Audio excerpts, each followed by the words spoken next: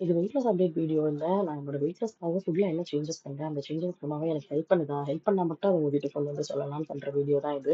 நீங்க என்னோட regular videos பார்த்திருந்தீங்கன்னா, உங்களுக்கு கண்டிப்பா தெரிஞ்சிருக்கும். நான் லஞ்சுக்கு வந்து 50% ரைஸ்க்கு பதில் கினோவா ஆட் பண்ணி சாப்பிடுறேன் அப்படின்னு சொல்லி. அந்த கினோவா ஆட் பண்ணி சாப்பிட ஆரம்பிச்சு ஜஸ்ட் ஒரு 10 டேஸ் தான் இருக்கும். ஆனா நீங்க நிஜமாவே நம்ப மாட்டீங்க. என்னோட எனக்கு நினைவு தெரிஞ்சதுலேருந்து நான் வந்து 3 வேளையுமே ரைஸ் தான் நான் சாப்பிட்டுட்டு இருந்திருக்கேன். ஆனா இப்போ கினோவுக்கு சேஞ்ச் பண்ணதுக்கப்புறம் என்னால வந்து அது ஒரு ஒரு லிமிட்டுக்கு மேல என்னால அத வந்து சாப்பிட முடியல. அது பயங்கரமா கிரேவிங்ஸ் எல்லாமே கண்ட்ரோல் பண்ணுது. அண்ட் நம்மளால அதுல வந்து ஃபைபர் அண்ட் புரோட்டீன் 2மே அதிகம். ஸோ நம்மள நல்லா ஃபுல்லா வச்சுக்குது. அண்ட் நம்மளும் வந்து ஃபைபருக்கு என்ன சாப்பிடுறது? புரோட்டீனுக்கு என்ன சாப்பிடுறது? அப்படின்னு டெய்லி வந்து யோசிச்சு யோசிச்சு சாப்பிட வேண்டிய அவசியம் இல்ல. அவ்ளோ ஹெல்ப்ஃபுல்லா இருக்கு. இது நமக்கு வந்து கிரேவிங்ஸ் கண்ட்ரோல் பண்றதுக்கு. அண்ட் இது வந்து ரைஸோட டேஸ்ட் எப்படி இருக்கும்னு நீங்க கேட்டீங்கன்னா, ரைஸ் டேஸ்ட்டு சுத்தமா டிஃபரன்ஸே தெரியாது. சாப்பிடுறதுக்கு அவ்ளோ சூப்பரா இருக்கும்.